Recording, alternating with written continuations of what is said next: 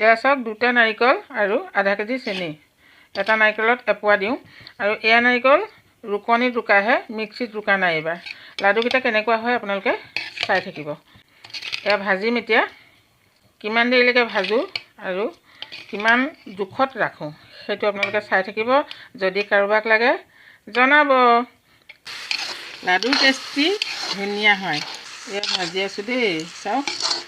গলিছেগৈ আৰু চেনিটো গেছটো প্ৰথমতে অকণ বেছিকৈ দিব লাগে পুৰাই দি দিওঁ মই প্ৰথমে অলপ পিছৰ পৰা লাহে লাহে গেছটো অকণমান কমাই দিম তাৰপিছত চিমতহে ভাজিম আৰু লাষ্টত মানে তেতিয়া লাডুটো বগা হৈ থাকে ধুনীয়া হৈ থাকে আচলতে চেনিটো যদি জোখত হয় তেতিয়া লাডুৰ জোখত হয় কিছুমানে ক'ব চেনিটো জোখটো মানে চেনিৰ জোখটো আচলতে 2টা নাৰিকলত আধাই লাগে আৰু এটা নাৰিকলত এপোৱা লাগে যদিহে নাৰিকল সৰু হয় তেতিয়া আপুনি অলপ কমাই দিব পাৰে যদি চেনি তাকৰ হয় তেতিয়া কি হয় গম পায়নে লাডুটোত আঠা যেতিয়া নহয় লাডু তেতিয়া নৰয় চেনি জোখৰ লাগিবই বেছি দিয়া বুলি নহয় চেনিটো জোখৰ হ'লেহে লাডুটো ধুনীয়াকৈ বান্ধিব পাৰি মানে নহ'লে লাডুটো মানে বান্ধিবলৈ অলপ অসুবিধা হয় চেনি কম হ'লে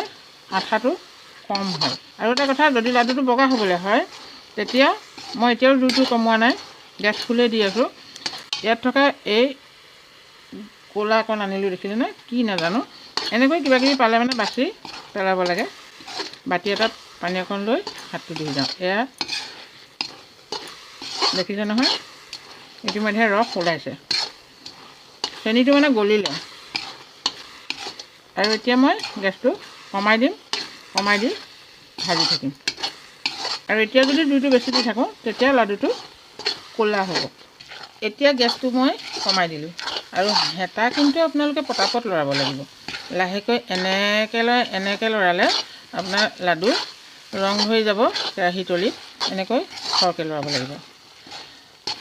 আৰু জোখটো জানিব লাগিব জোখৰ সময়ত মই দেখুৱাই আছোঁ বাৰু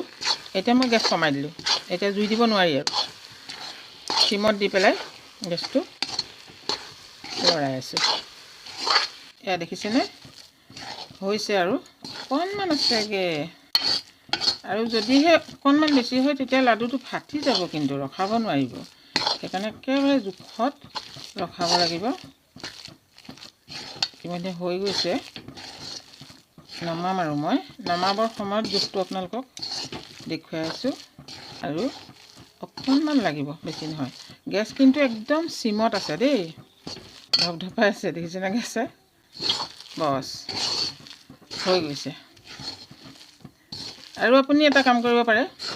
ইয়াৰ অকণমান আনি আপুনি চাব পাৰে আঠা হৈছে নাই এনেকৈ বছ হৈ গ'ল বন্ধ কৰি দিলোঁ এনে এয়া বান্ধিছোঁ গৰমে গৰমে বান্ধিব লাগিব আৰু ইমান গৰম মই বৰ টান পাওঁ গম পাইনে দুইজনে বান্ধিম এতিয়া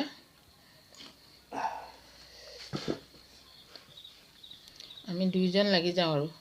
ইগৰাকী লাগিবলৈ মানে যদি কেঁচুৱা উঠিবলৈ হ'ল দিগদাৰ হ'ব এনেকৈ হৈছে চাওক সৰু হ'ল বাৰু প্ৰথমটো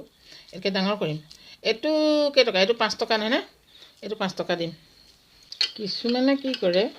নাৰিকলটো ৰুকাৰ পিছত সেইখিনি চেপি পেলাই তাত যি গাখীৰ ওলায় সেই গাখীৰখিনি থৈ দিয়ে চাহ তাহ খাবলৈ তাৰপিছত সেই শুকান নাৰিকলেৰে লাডু বনায়